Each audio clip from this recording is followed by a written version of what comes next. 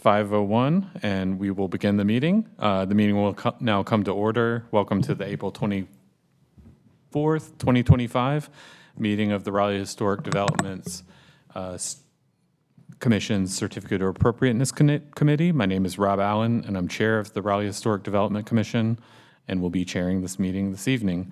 At this time, I'll ask staff to call roll. Trishana Sanchez. Lauren Woodard. Here. Rob Allen. Present. Jordan Ryland. Here. Melissa Todd. Here. And Wes Tripp is excused. Thank you. So we've got a quorum, and so the meeting may proceed. As we begin the meeting, I'll ask that if you're going to speak, that you sign the attendance roster here at the podium. I think you've probably already done that, so thank you. We'll go over the meeting introduction and then go through some of our administrative business before moving into the evidentiary hearing. The Certificate of Appropriateness Committee is a quasi-judicial body that is governed by the North Carolina General Statutes and the city's Unified Development Ordinance, or UDO. We are authorized to hear requests for certificates of appropriateness. During the hearing, we receive evidence to determine that proposed changes are not incongruous with the special character of the historic district or historic property. We review this evidence against the RHDC design guidelines referenced in the city ordinance before issuing a certificate of appropriateness. Our committee is a council-appointed membership composed of residents of historic districts, architects, intern architects, architectural consultants, and general contractors, attorneys, historians, urban planning professionals, and historic preservationists. We will have my fellow commission members introduce themselves. Let's begin with Melissa, and then we'll move across the bench this way. Hi, my name is Melissa Todd. I'm a licensed architect here in Raleigh, and I also live in a historic overlay district. My name is Jordan Ryland. I'm an architect here in Raleigh, resident of 15 years. Rob Allen, I'm the chair of this commission. I'm a registered architect in the state of North Carolina, and I live in a registered historic district, Boylan Heights, and appreciate you all being here this evening. I'm Lauren Woodard. I'm also an architect, and I've been living in Raleigh for 15 years. I am Trishana Sanchez. I am not a registered architect yet, and I live here in Raleigh. Great, thank you. And I would now like to call on city staff to introduce themselves, maybe beginning with Colette and Aaron. Good evening, everyone. I'm Colette Canane. I am a senior preservation planner. I've been with the City of Raleigh for 7 years. Good evening. I'm Erin Morton Pugh. I am the other senior preservation planner at the city, going on, or actually just beyond 5 years now with the city. Also have a master's in historic preservation. Great. And Pat, do you want to introduce yourself? Good evening. I'm Pat Jones of the City Attorney's Office. Great. Thank you very much. And we also have Tanya Tully here. She's unmiked, but she's here. So thank you, Tanya, for being here. We'll move on to approval of the agenda. Prior to this meeting, the agenda, the prior meeting minutes, and the staff reports were made available online. I move to approve the final agenda as posted. Do I have a second? Seconded. All those in favor, say aye. Aye. Any opposed? The motion carries. We'll move on to review and approval of the prior meetings from our March 27th, 2025 Certificate of Appropriateness meeting. This time, I'd like to motion to waive reading of the minutes. Do I have a second? Seconded. Motion's been made and seconded. All those in favor, say aye. Aye. Any opposed? All right, the motion carries. And were there any corrections or additions or deletions to the minutes? Hearing none, I move to approve the minutes as posted. All those, do I have a second? Second. All those in favor say aye. Aye. Aye. Thank you. So the motion carries. The minutes are approved. We'll move on to the minor work report. Based on the published minor works report between March 12th and April 8th, 2025, we had 10 approved minor work applications. We can now move to the evidentiary hearing portion of the evening. We only have new evidentiary hearings this evening. So first, we'll outline the process for quasi-judicial decisions. In hearing cases, the committee conducts a quasi-judicial evidentiary hearing, meaning that this meeting is similar in form to a court hearing. State law suggests or sets specific procedures and rules concerning how this committee must make its decisions. These rules are different from some other types of land use decisions, like rezoning, which are legislative in nature. Our committee's decisions are constrained by the standard of review set forth in state law and the UDO and the facts presented at the hearing. The committee must base its decisions based on competent, material, and substantial evidence presented at the hearing. For certain topics, this committee needs to hear expert testimony from expert witnesses. These topics include projections about impacts on property values and projections about impacts on traffic safety. Each application is heard in the same manner, utilizing the same procedure. The quasi-judicial format of the hearing requires that we be impartial.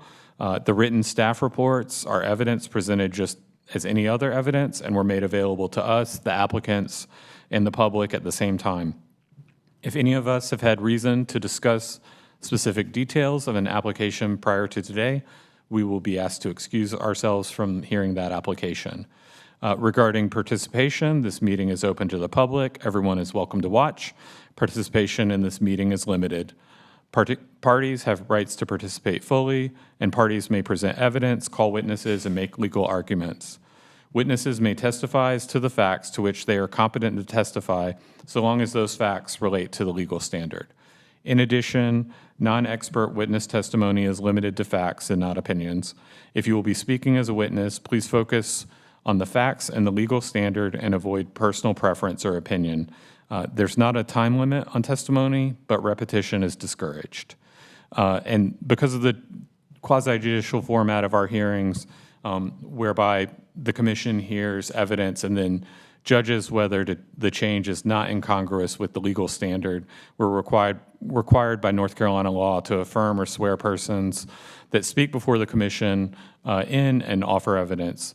All speakers will be affirmed at the beginning of each case, and I saw several folks arrive right as we were beginning, and so if you're planning to speak, please sign in. I think I saw that everyone did that, so if you're going to speak, just sign in. There's a registrar here at the lectern, or at the center podium up front.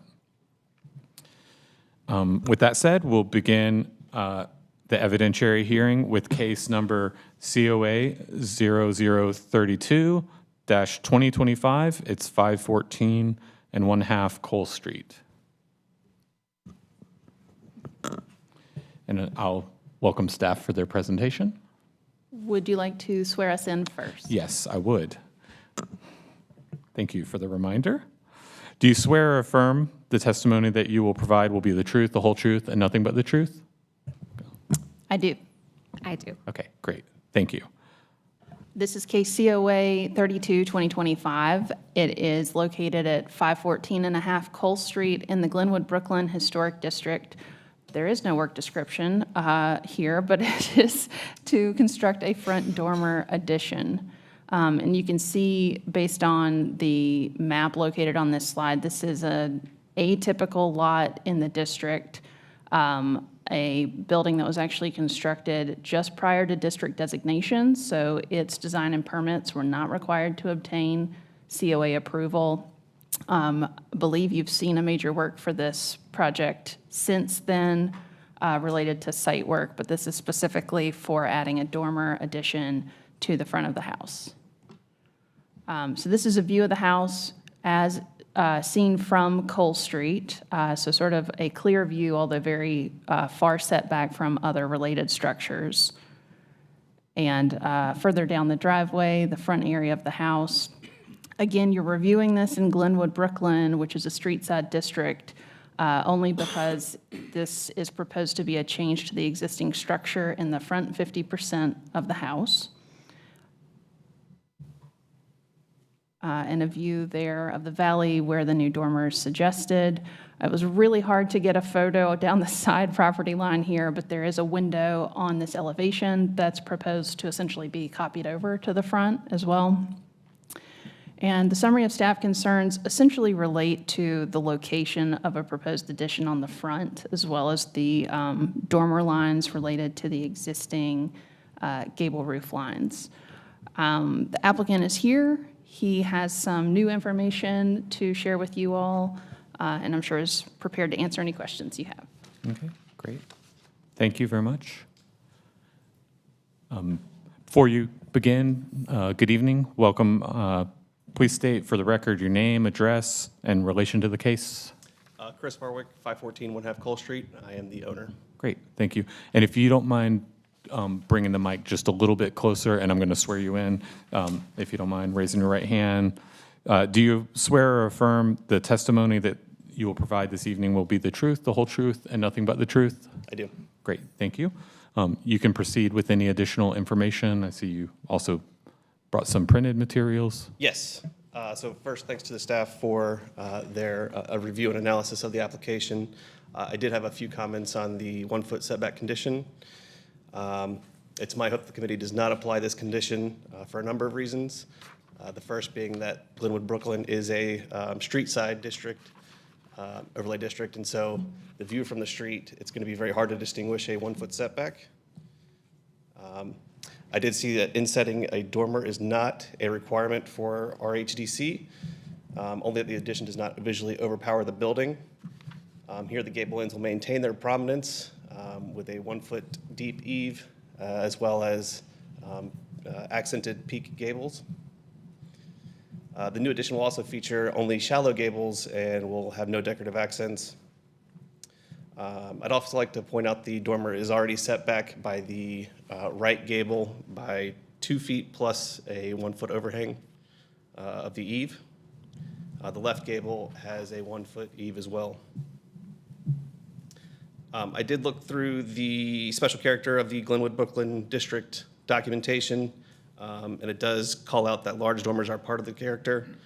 There's nothing about setbacks being applied there.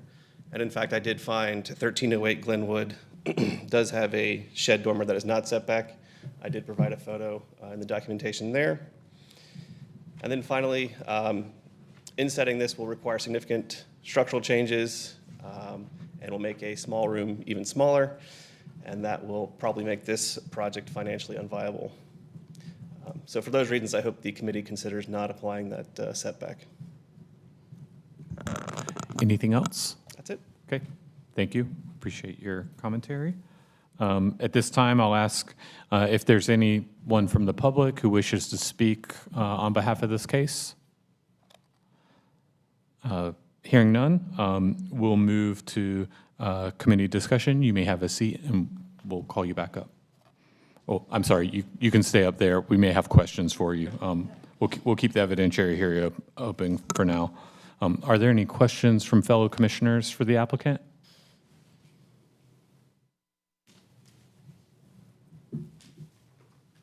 None? Okay. We'll close the evidentiary hearing, and we'll call you back up if we have any questions. Fellow commissioners, any comments or deliberation on this application?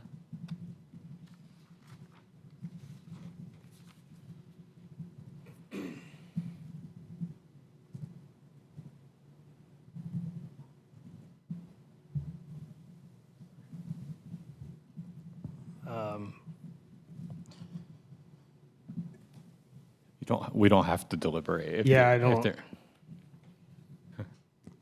Nothing good. Yeah, I think it's fine. What, nothing, or? I don't, seems congruous to me. I don't, I see staff's concern, but there's already a little,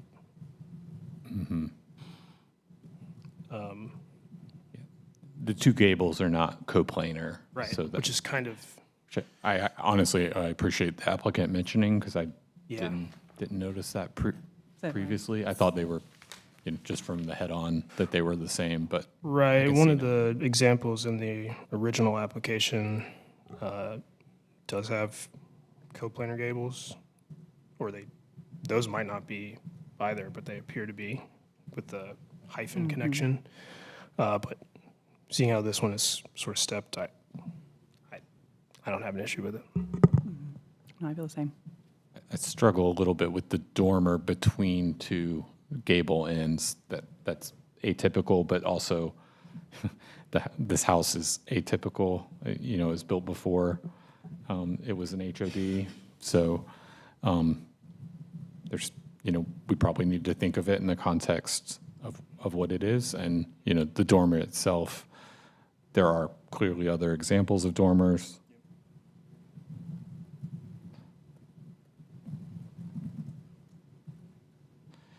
Are there any thoughts about the orientation of the window in the dormer? It's horizontal, undivided. Everything else in this elevation is vertical, save the garage. I do wonder, I think there were some square windows on the side elevations, and I do think that might be more in keeping, because if we take into account the window divisions, there are square proportions. So I would ask the applicant if they would be opposed to changing it to a square window. Yep. Or potentially, well, I don't know, matching one of the kind of tripartite ones on the garage door. Sure. I guess none of the windows on the front facade are a single light or simulated light. Yep.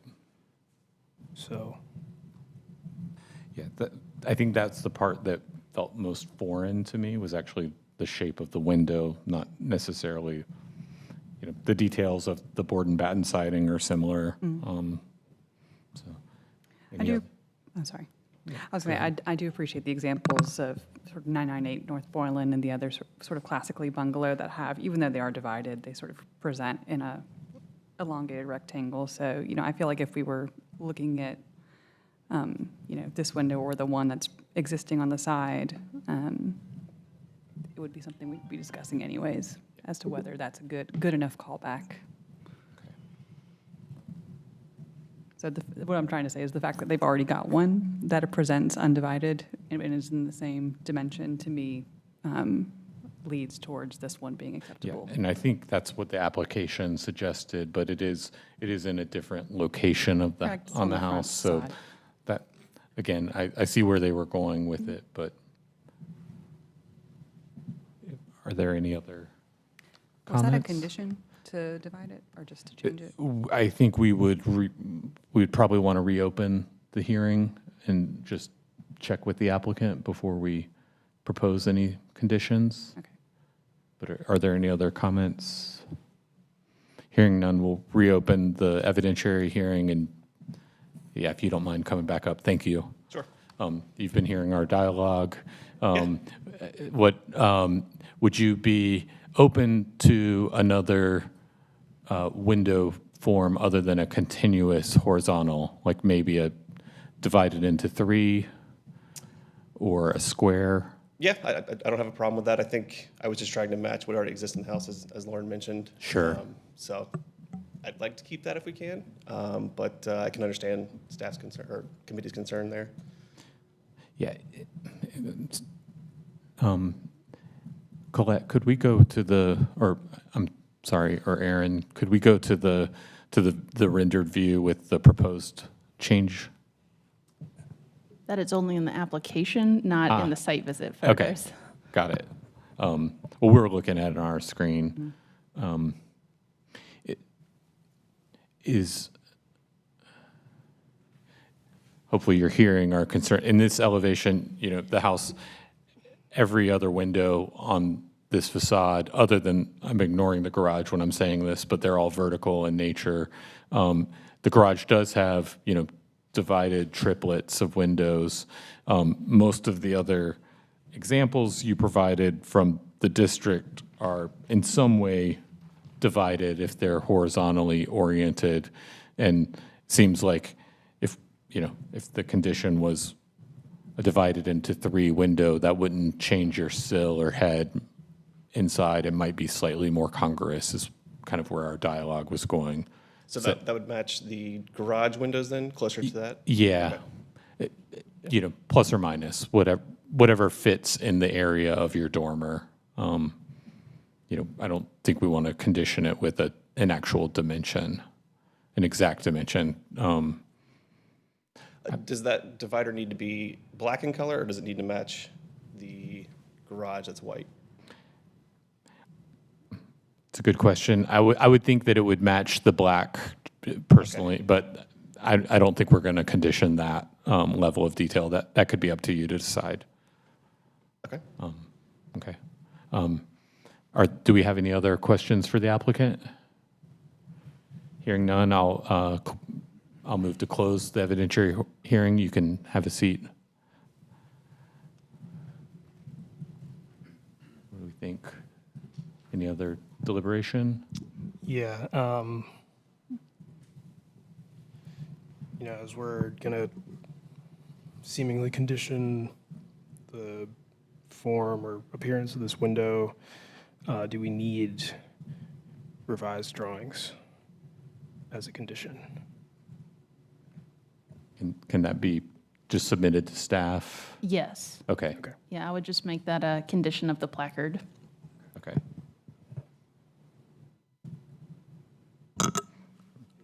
No. Go ahead if you'd like to. Yeah, sure. Based on the congruity analysis, staff concerns, and previous similar applications, the following conditions are suggested for consideration by the committee. Should the committee choose to approve the application, 1, that the windows and siding have a smooth painted finish. 1A, that the dormer window be tripartite in nature. 2, that the following materials and specifications be submitted to and approved by staff prior to the issuance of the blue placard. 2A, revised elevation drawings. 2B, manufacturer's window specifications, including material, dimensions, section details, and trim. 2C, siding specifications, including material, dimension, and profile. The motion has been made. Is there a second? Second. The motion's been made and seconded. All those in favor say aye. Aye. Any opposed? The motion carries. Congratulations. Thank you for being here this evening. The outcome will be final after next month's meeting, and we'll issue you the blue placard at that time. So good luck on your project. Thank you. We will now move on to COA-0036-2025. It's 1027 West South Street, and we'll look to Colette for a presentation about this application.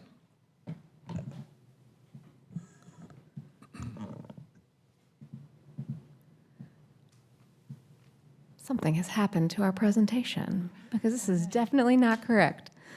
Hold, please, and we will fix this. Are you able to do it quickly, or do we need? Yes, okay. yes, yes.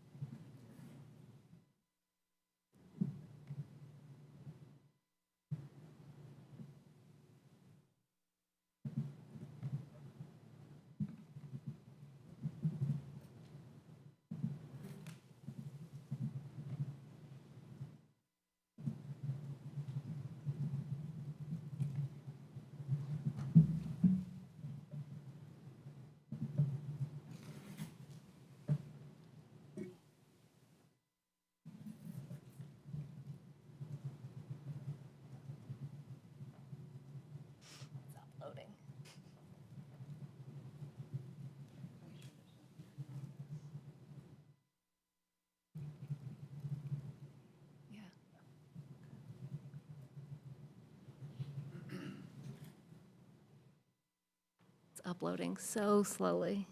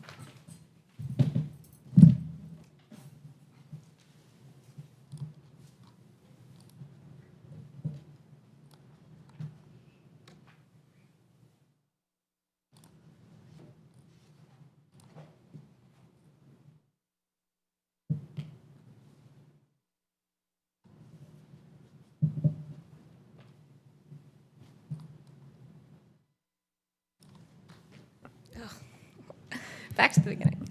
Okay.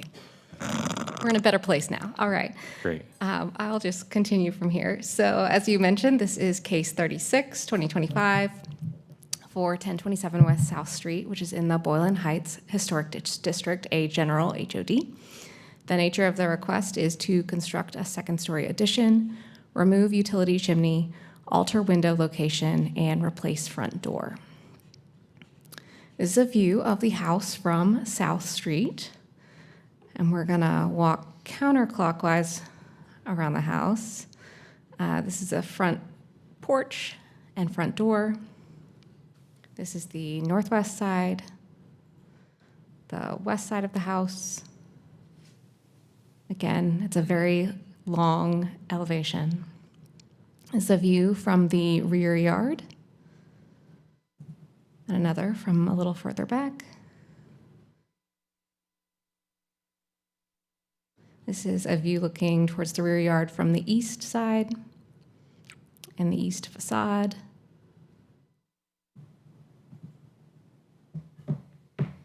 An abbreviated summary of staff concerns are the sensitivity of the proposed design to the historic character of the house, alterations to the dormer design and clarity on dormer construction. Built mass comparisons were not provided. Specific height dimensions of neighboring houses were not provided. Clarification on the front door, and generally material details and specifications that are typically provided as conditions. And the applicants did provide a presentation. Okay, great, thank you. And before we move to the applicant, I'm going to give Melissa the floor to, as she's, I believe, involved with the case. Yes, I'm going to recuse myself from this case. And because of the close nature, I've also been asked to leave during this part of the hearing, so I will make my exit. Yeah, thank you. And I understand we don't need to vote on that, but just so the commission knows. So thank you, Melissa. I'll now welcome the applicants to the podium.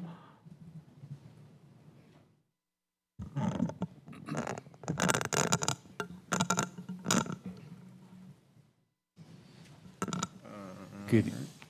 Hello. Good evening. Good evening. Before we get started, if you'll introduce yourself by name and your address and your relation to the case, and then I'll swear you all in at once. I'm John Carr, 1027 West South Street, the homeowner. Great. Casey Carr, 1027 West South Street, homeowner. Great. Thank you. Brian Davis, 1028 West South Street, and the applicant. Great. Okay. Thank you. If you all don't mind, I'm going to swear you all in at once. Do you swear or affirm the testimony that you will provide this evening will be the truth, the whole truth, and nothing but the truth?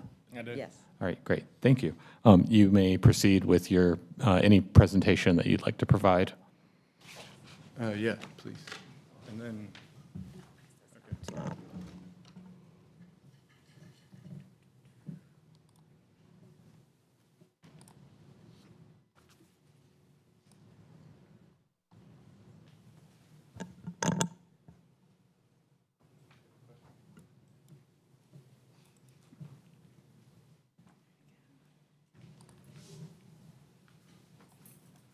Okay, and then you can either scroll or use the arrows, whatever.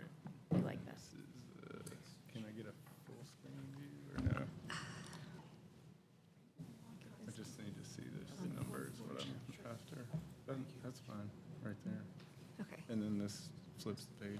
That does, yes. Okay, gotcha. Yeah, there should be a. It's all right. That'll do. Thank you. Okay. Thank you.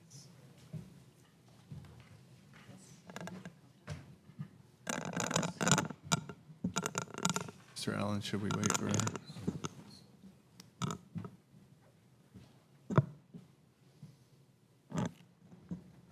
Just one second. Pat, one of our commissioners needed to leave momentarily. Should we continue or should we recess briefly? I'd recommend a recess. Okay. We're going to take a 5-minute recess.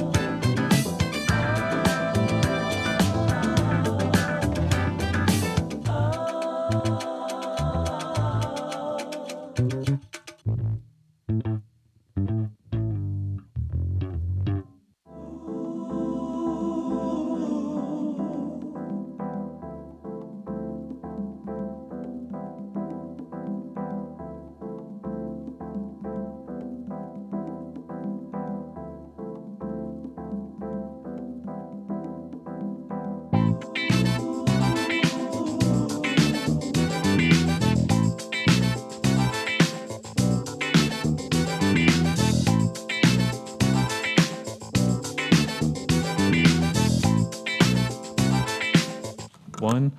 The meeting's back in session. We're at COA 0036-2025, 1027 West South Street, and we'll recognize the applicant for their presentation. All right. Good evening, staff and commissioners.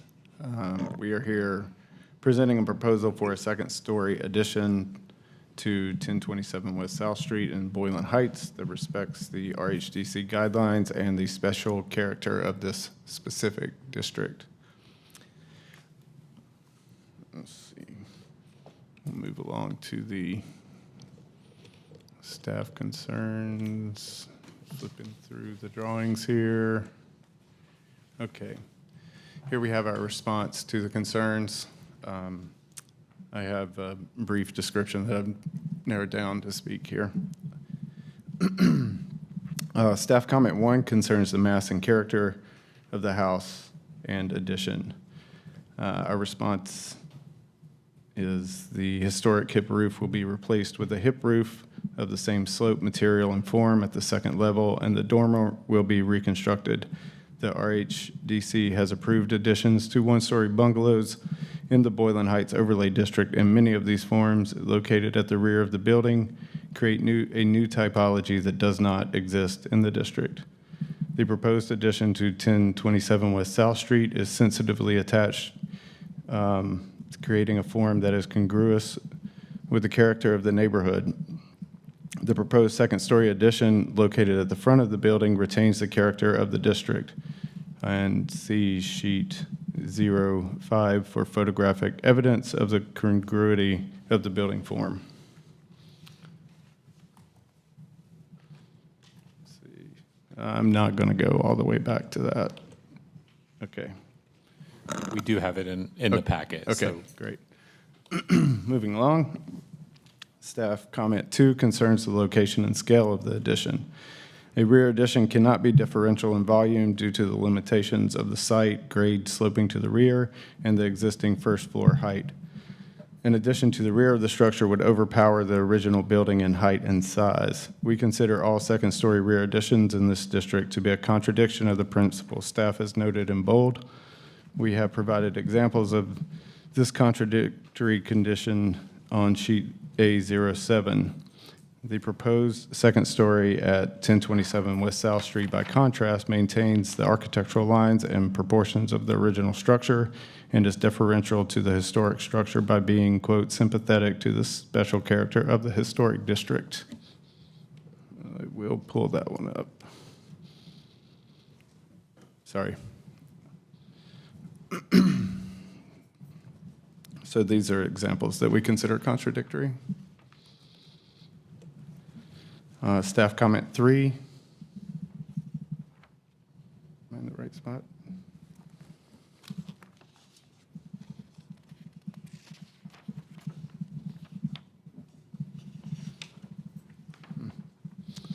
Staff comment 3 concerns the significance of the bungalow form to the Boylan Heights National Register of Historic Places Inventory Nomination Form.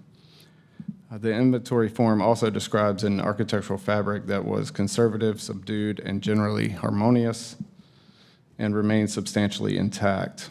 By adding a second story to a one-story bungalow between 4 other two-story residences, we are observing the generally harmonious architectural fabric and keeping it substantially intact.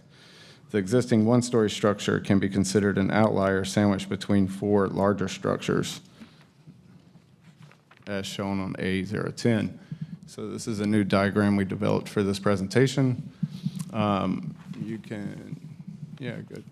can see here we have flanking 2-story structures. This is the subject property, currently a 1-story structure, 2 other flanking 2-story structures, and then across the street we have a mix of 2-story structures and 1.5-story structures, and then to the northeast we have a collection of 1-story structures.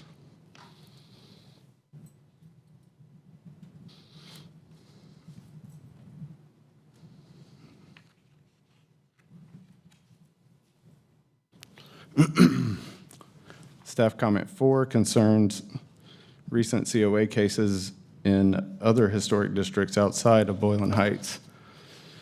Our response is, although these COA cases are relevant in their respective contexts, we consider them irrelevant with respect to cases considered for the Boylan Heights Historic District. Each district has its own character, and the proposed addition converting a one-story house to a two-story house is aligned with the evolutionary change that is within the spirit and character of the historic district. Staff comment 5 concerns the design intent of the new roof form, dormer, and chimney. The chimney is proposed to be replaced in kind. The dormer is proposed to be replaced and be congruous with other dormer forms on two-story structures. The dormer can be modified to be replaced in kind if requested. Staff comment 6 concerns conflicting drawings that illustrate the new dormer. All drawings for the proposed new dormer show it extruded from the roof ridge. Please see sheets A1.1, proposed site plan, 2.4, 3.3, and 3.5 for reference.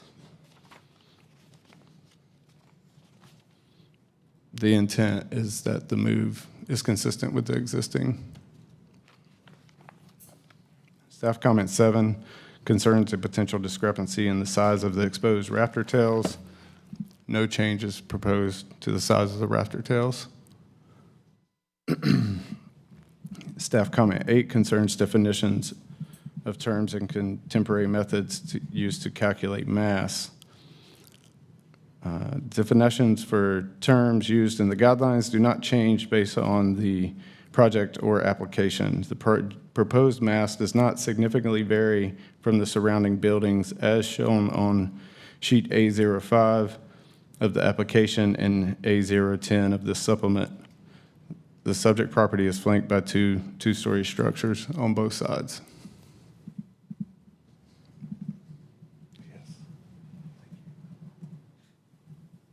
Take a water timeout.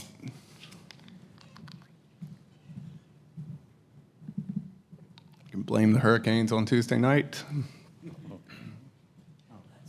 Thanks. Okay. Staff comment 9 concerns the proposed height of the addition relative to that of the neighboring houses. Please see the provided dimensions of neighboring houses on sheet A011. The proposed second-story addition is differential in height to the surrounding structures by minimally increasing the ridge height. It remains below the peak and/or ridge of the 4 surrounding residences. Staff comment 10 concerns the congruity of the structure with the special character. See analysis of surrounding building stories provided on A010 in this supplement, which we just reviewed. The existing one-story structure can be considered an outlier, flanked by a group of 4-story structures nested within the broader context of 1.5-story structures to the south and southeast and 1-story structures to the northeast. Staff comment 11 concerns a discrepancy in the rendering of the entry door and the historic nature of this door.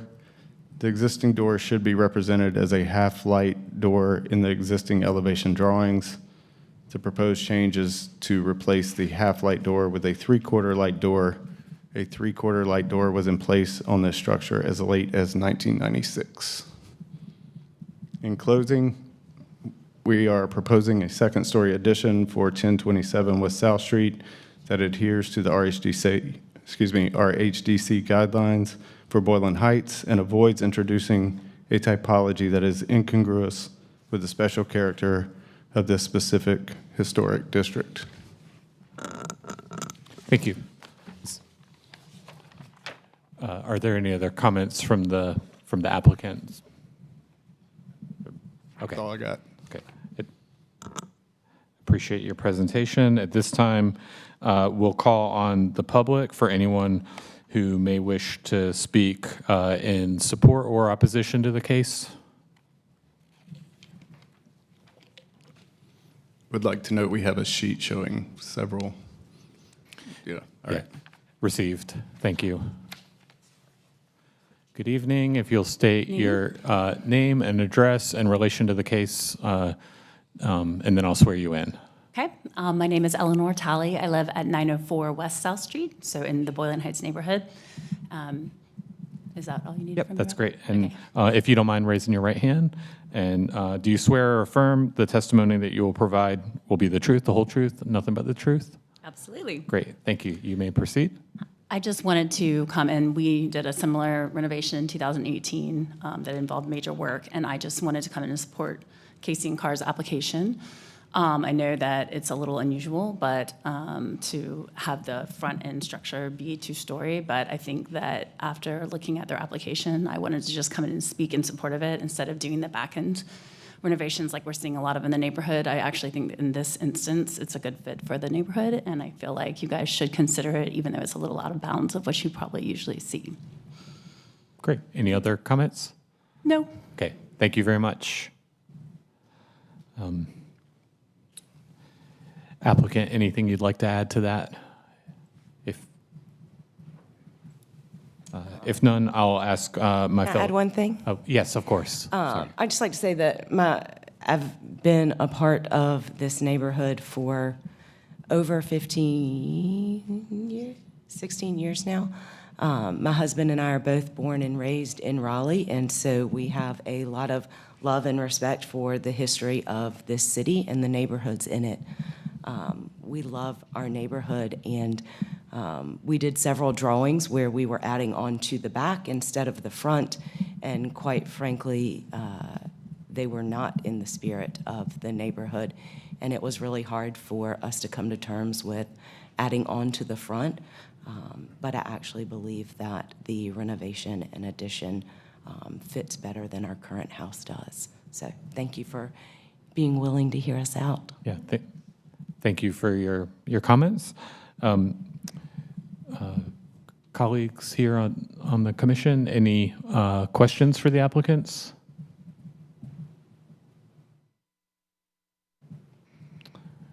Okay, no. At this time, I'll close the evidentiary hearing for committee discussion.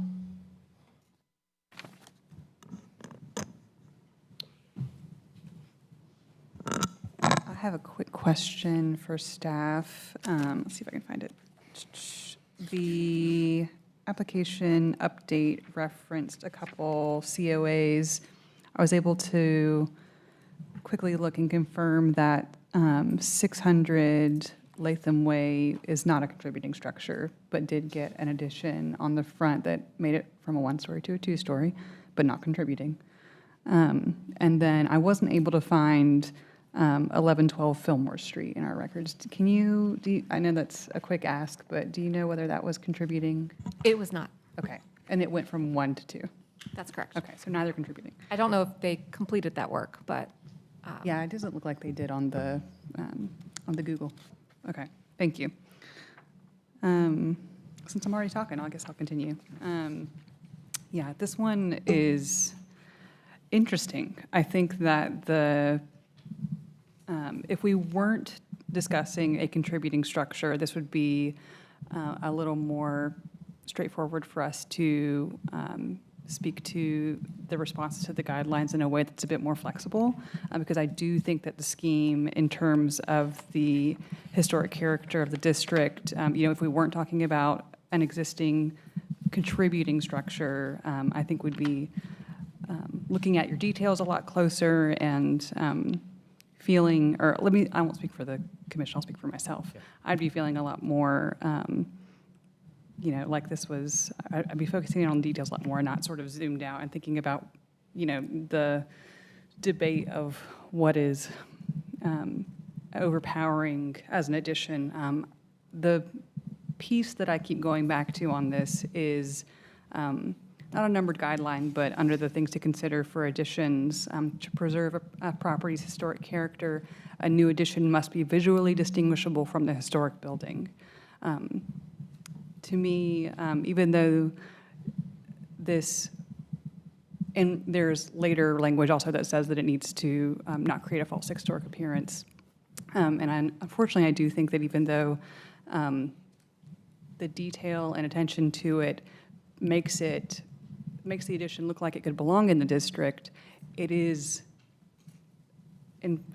totally changing the nature of the historic home. And if we took your addition off of it, that historic home wouldn't really be there anymore. And I think that I really do also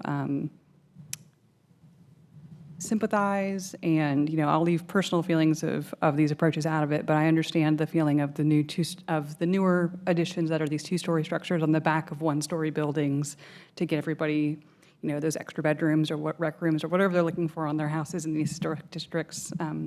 They do have a presence. We do as much as we can to make sure that they take a back seat to the historic structure when we're talking about a contributing structure, but we can only do so much to limit them within our guidelines. And unfortunately, it's the path we have for it. We are ultimately a development commission. We're also interested in the preservation of what we have here, and with contributing structures, it becomes especially important for us to use the tools we have to make sure that what we have left of the historic fabric, we preserve it. And so I'm feeling like that for me, this one is, even though there seems to be from the applicant a difference of interpretation, which I do appreciate. I appreciate the time has been taken to read through the language and find a stance that supports this. I just don't think that it's one that can be considered. While it's sensitive to the district, I don't think it's sensitive to this house. Yeah, sensitivity is not necessarily the legal standard. Right. So, and I agree with you that we're not, these are interesting examples, but we're not here to relitigate those and their applicability or. And I'm no lawyer or debater. Their congruity with the legal standard. Jordan, were you going to say anything? I think Lauren put it very succinctly. But yeah, I think just sort of the facade studies, the scale, the relationship to the other buildings, in many aspects, the proposed addition sort of it does check a lot of those boxes, but it's very difficult to square what is proposed with the language outlined sort of in the guidelines. I mean, I think 3.2.6 through 0.10 are essentially all at odds with what is in this application. It's not on an inconspicuous face of the building. The size and scale are not limited. It's not compatible with the historic building in mass. I mean, it's a new building that's sort of sitting on top of an old one, and it's a bit of an erasure of what's there, or a reimagining that is arguably congruous, and I just don't think that is in keeping with what's in the guidelines. I sort of agree. The house that's there will be gone. It'll be replaced with a house that looks like it should have always been there. But it will not really have always been there. Anyway, yeah, I don't have anything else. Okay, appreciate your commentary. Trey, any thoughts? Addition or? As I say, I don't think I have anything new to Okay, add. that's okay. To it. I don't mean to put you on the spot, but since there's only 4 of us, want to make sure everyone has a chance to weigh in. Yeah. I don't have anything new to add. Yeah, I really struggled with this one, like weighing the sensitivity and the consideration of the design with, the guidelines and some of the specific language of the guidelines that was pointed out in the staff report, specifically, the things to consider as you plan under 3.2 additions. An addition should never overpower the original building through height or size.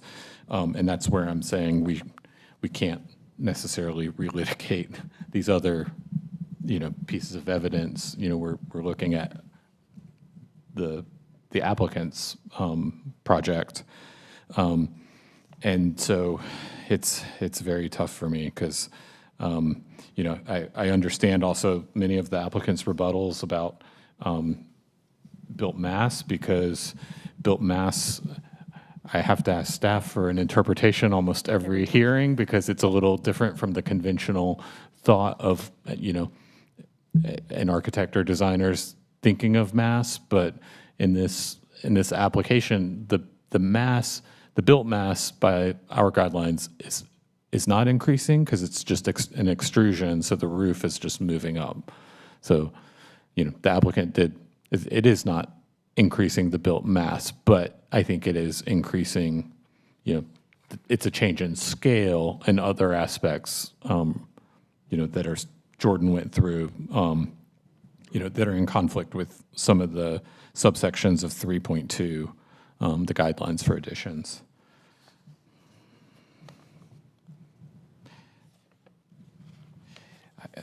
And, the other thing, just for my fellow commissioners, that stuck out to me is, there was some, the language from the special character essay about, the neighborhood of the bungalow, and the applicant did, respond that there is a mix, and that's absolutely true. You can see, just on this street alone, there's a lot of variation, a lot of up and down.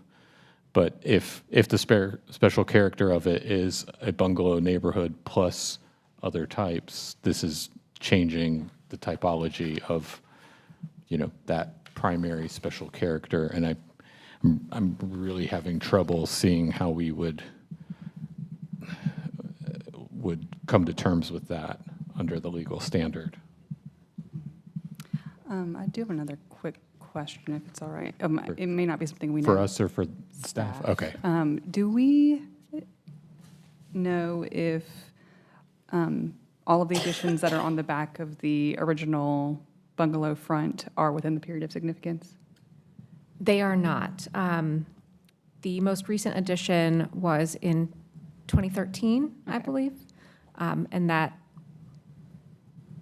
included the rear deck, several of the rear portions, and everything. Are we talking about the subject property? I'm sorry to interrupt. Yes, the subject property. Yes. The chimney that is proposed for removal was constructed during that 2013 addition. So gotcha. That whole portion is part of that project. Okay. Yeah, I mean, there is in the long term, thinking of this project, the lucky part is that there are other parts that are not the historic part of this building that can be pursued. This isn't the only option.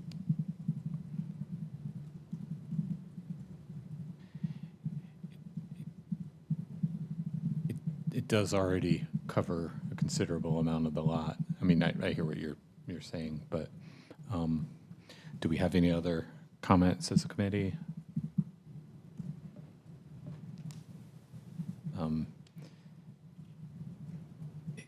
Hearing none and understanding, I mean, I feel like we're in a challenging position.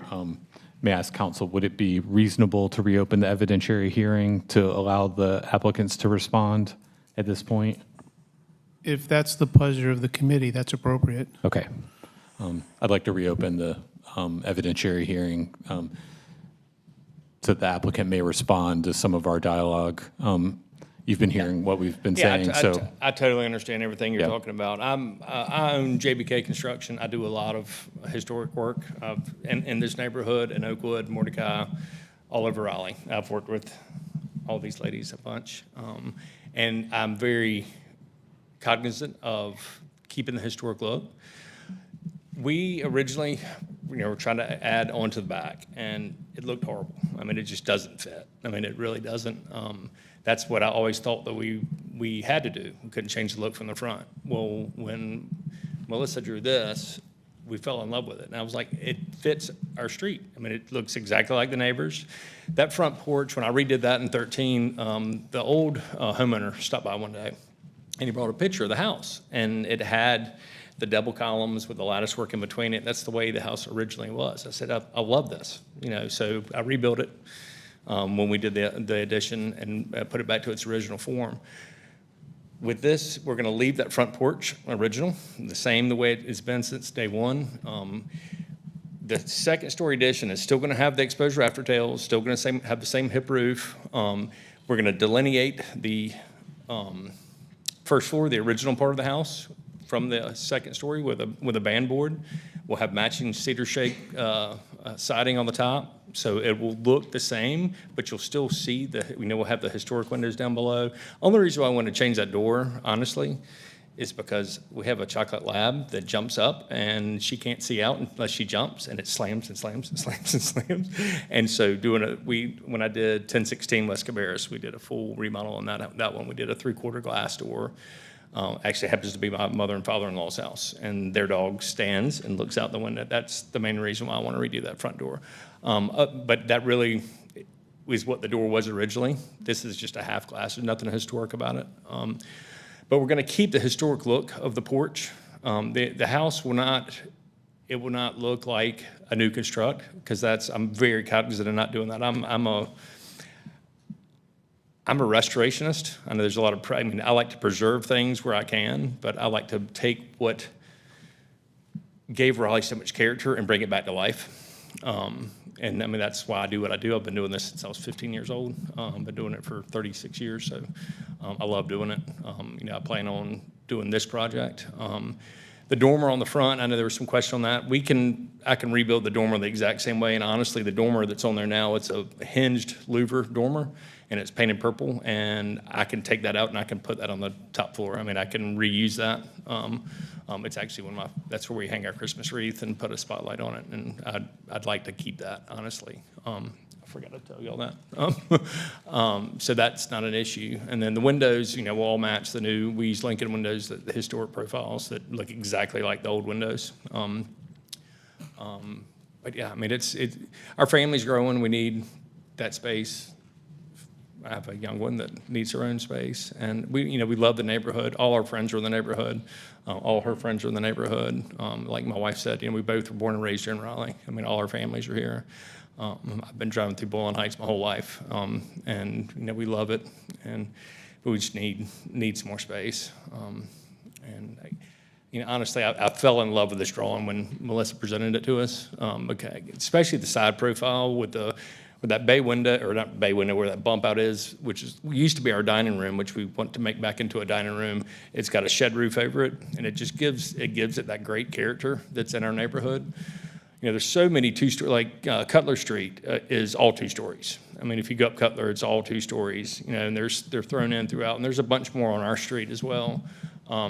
We feel like the odd man out between those 2 houses, because it's kind of, 2-story, little bungalow, 2-story, and then it kind of, I just felt, once I saw this drawing, I felt it fit a lot better, and we fell in love with the look of it. I really think you will still see the historic part of our house with this addition on top. Thank you for your comments. Committee, do we have any? Don't I get to talk too? You may, yes. Okay. It seems like we talk a lot about the discussion was primarily about the structure itself. And I believe the guidelines are for a district, and the moves we're making are congruous with the character of the district. And we tried to make that a point in our responses and our notes. And then this idea that somehow it's appropriate to do an addition on the back of a structure in a historic district that totally morphs the typology and is irrespective of the district. I do not follow the logic for that at all. Any addition is going to be add to the scale and mass of the structure, and trying to be sensitive in how you do that addition within the confines of a district or the context of a district. It seems more respective to the principles to do it the way we've done it here. And if you can't do it like this, I don't understand why you can do it at all. Because if you can do it in the back and then it creates this other typology, I mean, that doesn't seem to respect the guidelines either. So, last thing I'll say is there were a lot of people who actually live on this street who came out, signed to support for this. We all have to live with the consequences of your decisions. I have to sit on my porch and look across the street at it. I already have to look at a turtleback at the end of the street. It doesn't help. It doesn't help. No one thinks more fondly of Boylan Heights because of those buildings.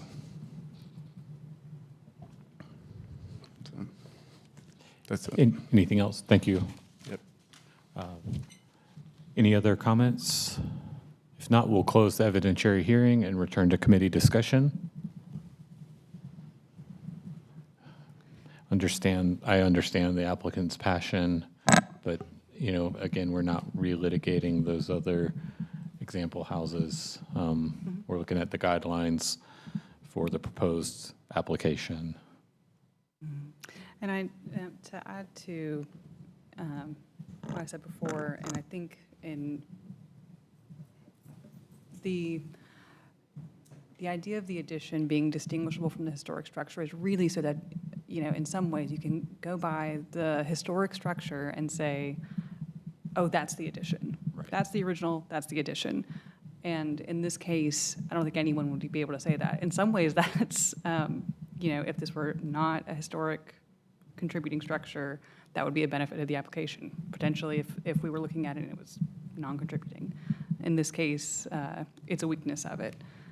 The other thing, I know we, case-by-case approvals are not considered necessarily precedent-setting to this commission, no, but I think to others, when they start bringing applications to us, we start seeing more and more applications that reflect when we make big decisions that are coming from creative solutions. And, you know, so while I think if your approach was congruous due to your structure not being a contributing structure, potentially, if this was that scenario in a hypothetical, you know, I do think that it's a good application for that kind of application. That's not the application we have in front of us today. And that being said, if we were to agree with your philosophy on how additions on the front on a contributing structure, I'll continue to emphasize, can be applied, I would be concerned that the rest would not be as good as this one, and we'd continue to be going against massive changes to the historic nature, and it would make the whole city's ability to rein in our historic districts a lot harder. I think we would need an update to the guidelines Yeah. that gave way Yeah. for that type of project. Yeah, I mean, as it is, I don't see our ability, the guidelines just don't let us agree at this point. Trey, were you going to add something? No. Okay. Jordan?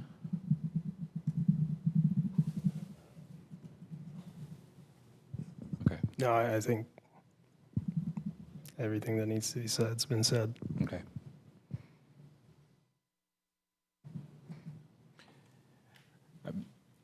Well, I'll go ahead and make a motion to deny the application. Is there a second? Seconded. All those in favor, say aye or raise your right hand. Aye. Aye. The motion's been made and seconded and carries. So I'm sorry for the outcome. Appreciate you being here. This was a really tough case for us, as you can tell. So I'm sorry we don't have better news, but unfortunately, it's a denial.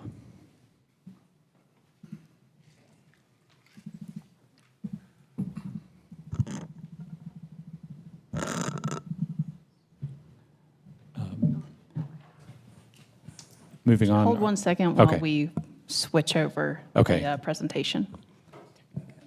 Yeah. Don't.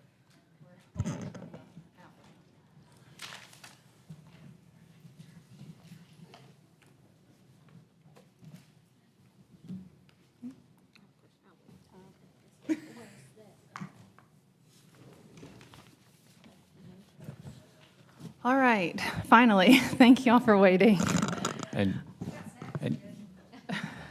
And we do, we should request that Melissa Todd return at this time. Yes, Melissa. That's all right, I'll grab her.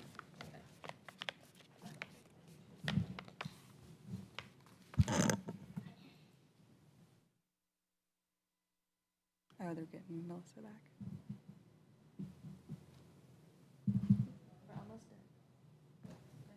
I thought you were referring to yourself as the 5-year-old. I didn't know we had one here.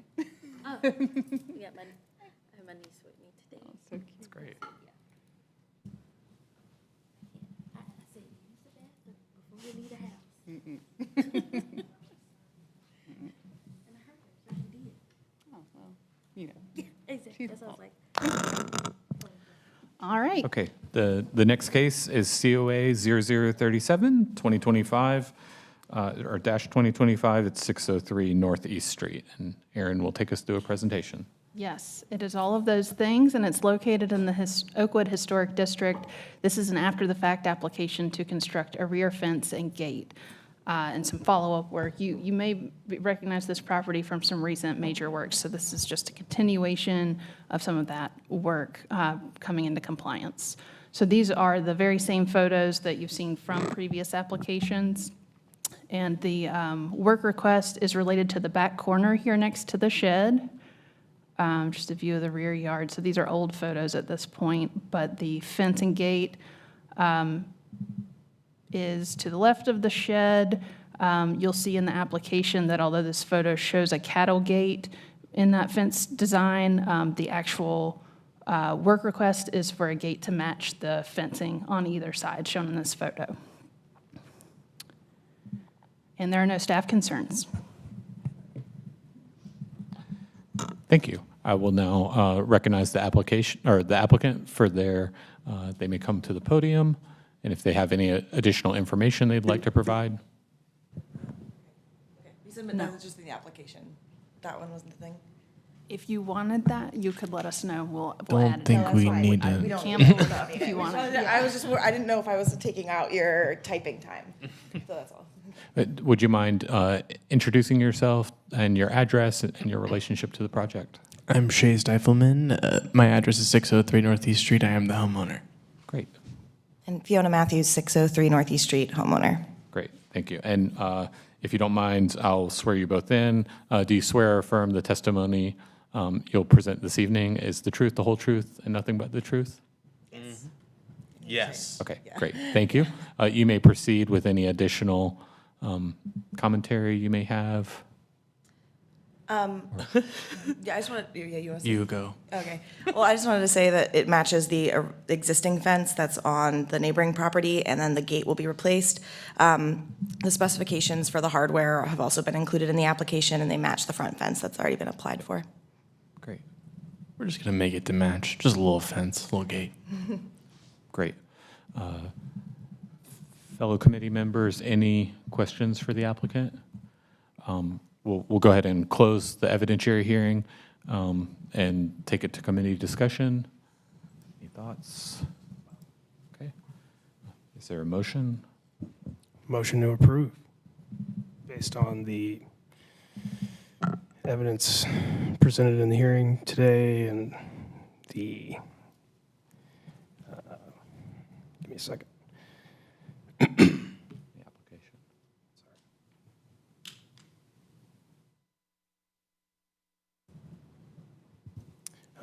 Sorry.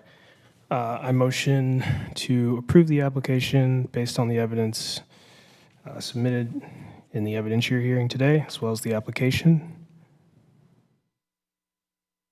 Great. The motion's been made. Is there a second? Second. Motion's been made and seconded. All those in favor say aye. Aye. Any opposed? The motion carries. Thank you for your application. Understand the work's complete, but good luck with your project. Yeah.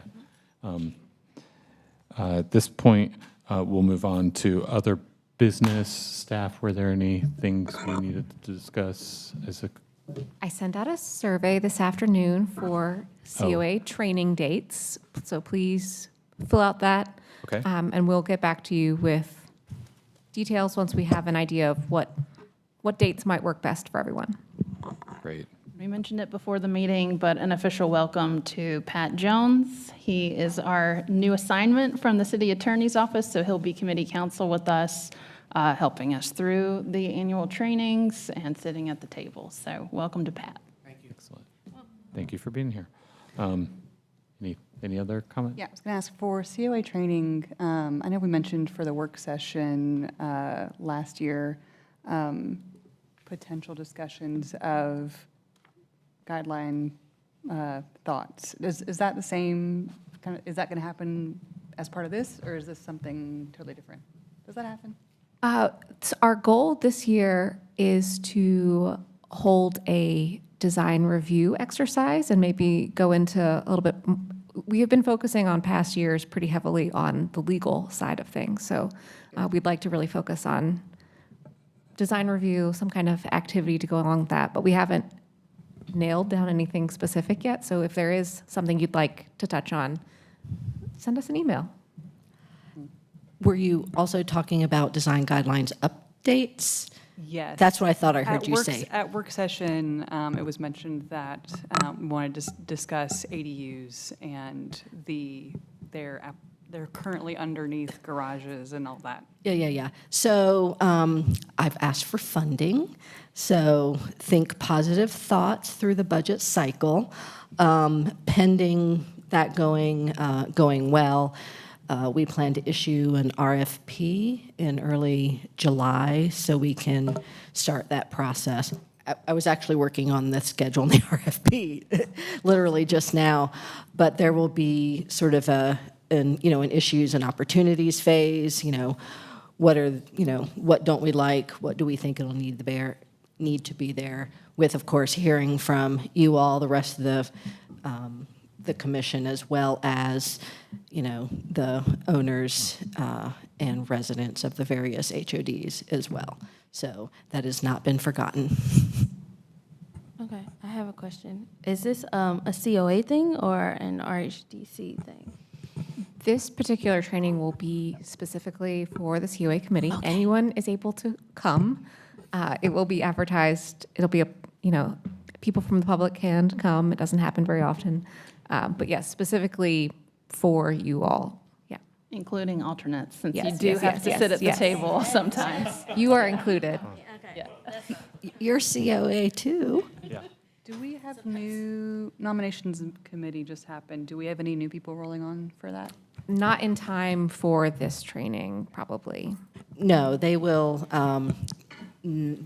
Assuming they get appointed in the timely fashion, they wouldn't start until July 1. And the nominations committee did come up with some names. I think Rob reported out at the April meeting, and we're just waiting. The clerk's office said not to send them a memo before May. So we want it soon enough to make a decision, but it can't be too soon. So they should see those names And said soon. memo is in the chair's court to review right now. So I it was just received. Yeah, I was but- going to say I just sent it to him. But acknowledging that. So. Any other committee discussion? Okay. Hearing none, the meeting is adjourned. Thank you, everyone.